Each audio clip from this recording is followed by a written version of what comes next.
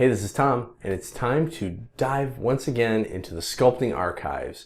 A chance to look back at the miniatures I've sculpted over the years. This time, we're looking back at the year 2010. 2010 was a pretty busy year for my freelance career, so I'll be breaking this one up into a few parts. Without further ado, let's jump into part one of 2010's Sculpting Archives.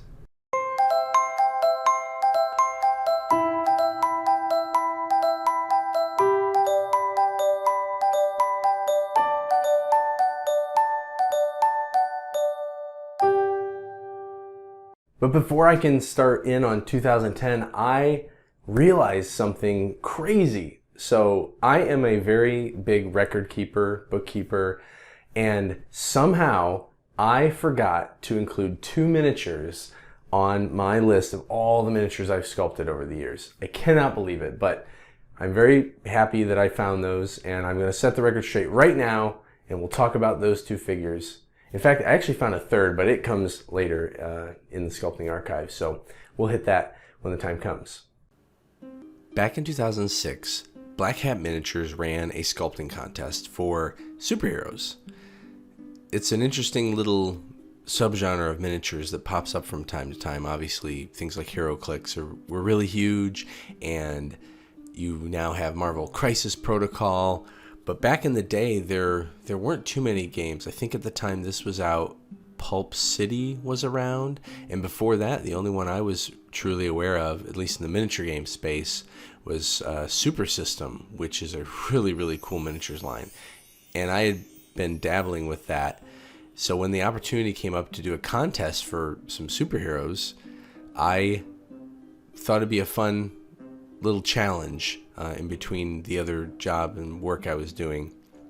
So I kind of did something that I typically do whenever a contest comes up.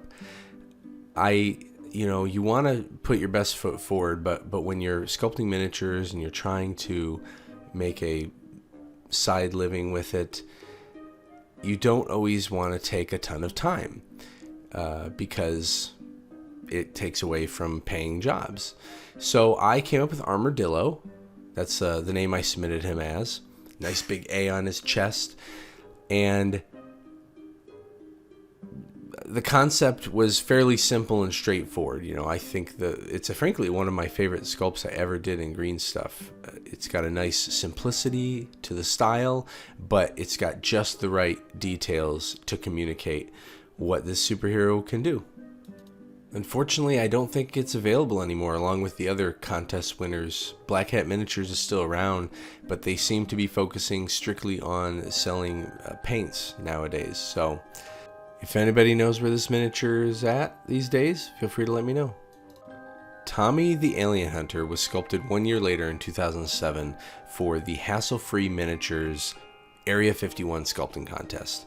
I was one of the winners, and the really interesting and fun thing about this is I remember wanting, every now and then a contest would come up and I just felt inspired, or I thought it was a way to just get a little more notoriety along with some of these miniature lines that I really enjoyed partaking in my personal miniature painting hobby.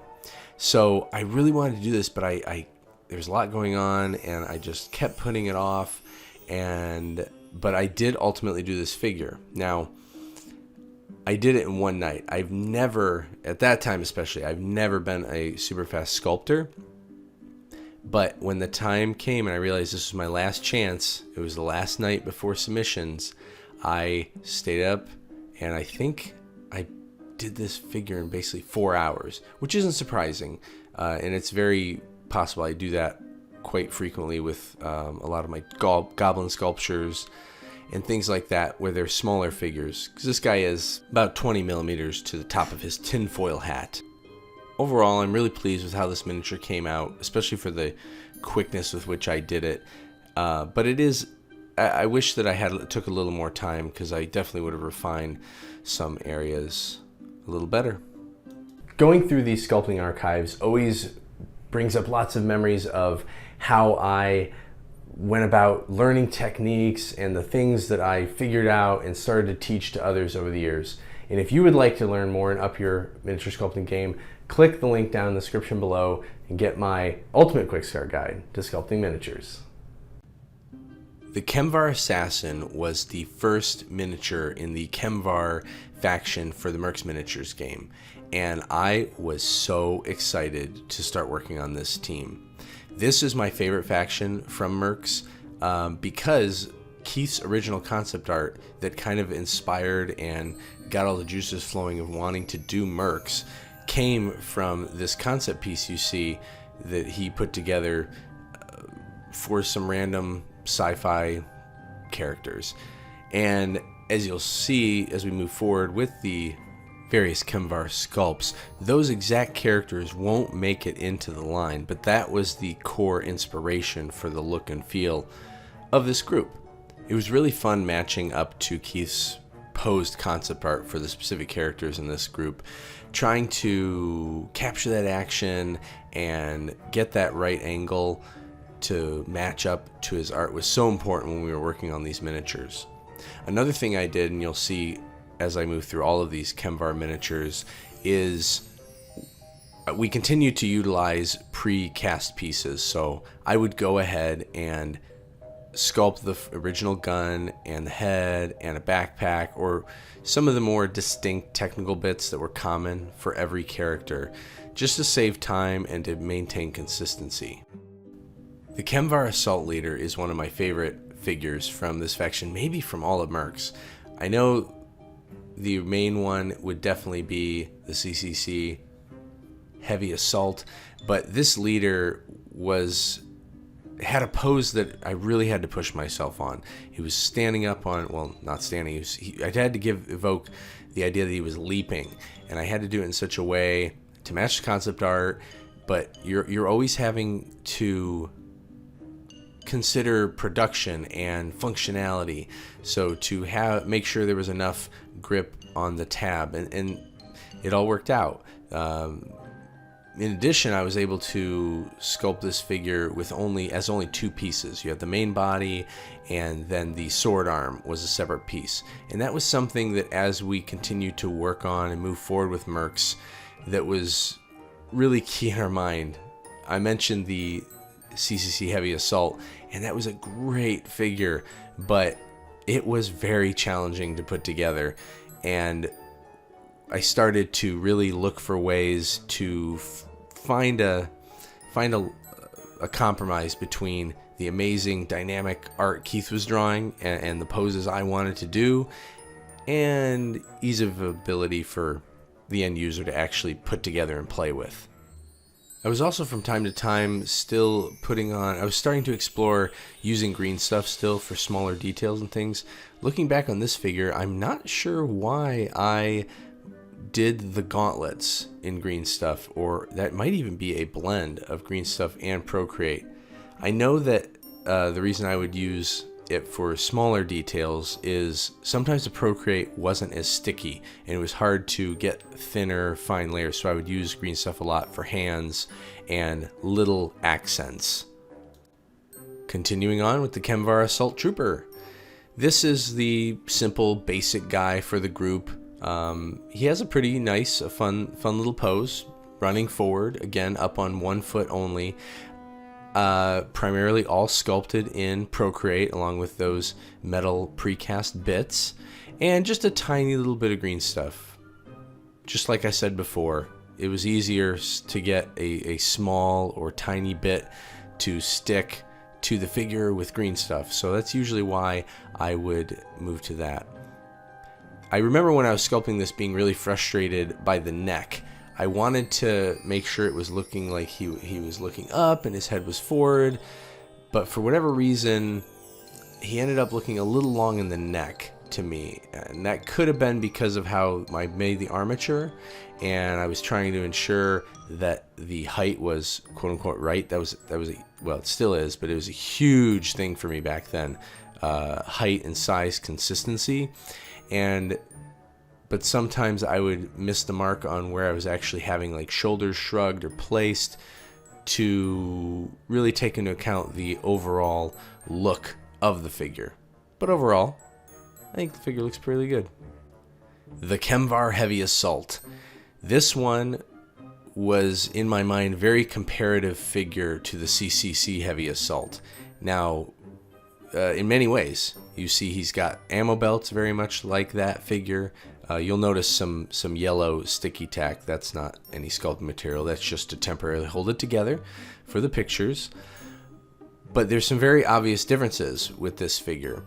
It is clearly drawn and designed. And I remember when Keith was doing this, he had in mind, it was a cool pose, but we definitely didn't want to make a figure that was going to be as challenging as the CCC Heavy Assault was to put together. So this figure was 3 pieces instead of, what was that one? It might have been 5, but it's 3 pieces. 1 body and then the 2 ammo belts, which were very easy to attach and apply to the figure.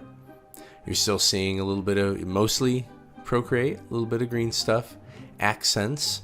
And the other thing that I really enjoyed about this figure was he was a lot bulkier. I liked it when I got the chance to make a bigger, bulkier figure. The scale and proportion of Mercs, we did 35 millimeter to the top of the head and a little closer to what I would consider more realistic proportions, which the way I ended up sculpting, because I didn't want them to be overly chunky, it could end up making the characters look a little lithe and trim. So it was neat to push myself to make a bigger, bulkier figure. And also that they matched up, this one matched up and really looked a lot like the original concept art Keith did before we even knew we were making this into Mercs. The Kvar Sniper was the last figure for the initial 5-person squad. Another great concept by Keith with some great action, and it really challenged me as a sculptor to be able to, or to need to not have whenever you have a figure that isn't standing up, you always run the risk of the figure looking diminutive or not as interesting. It covers up a lot of details, and this one was really worked out well. The figure had its chest up enough that you could really see the torso and the action, but it really got down low and really exaggerated the leg movement. We also threw in some accents like the whipping hair, and as well as the gun right up against the head. In my memory, I think this figure, I can't remember if it ended up being 2 or 3 pieces. I feel like maybe the hair piece was a separate bit, although in hindsight, if it was, it shouldn't have been. I should have sculpted it in a way that it would have just been part of the figure. And I wasn't as comfortable at this time, or I shouldn't say comfortable. I wasn't taking the time to realize that I could backfill my figures. I thought that was cheating, or it would make the figure look less dynamic, less real, because you might see a giant exaggerated clump between the gun and the chest, and that wasn't accurate. You wouldn't have that in real life. But the thing with miniatures is everything's so small, and while you can do it in ways where that stands out and really looks bad, in most cases you can hide that with extra equipment or pouches, or just pulling the gun and weapons in a little closer so that it doesn't stand out. Thanks for coming with me as we go through another Tom's Sculpting Archives. Hey, that's me. There's many more to come. Until next time, keep sculpting.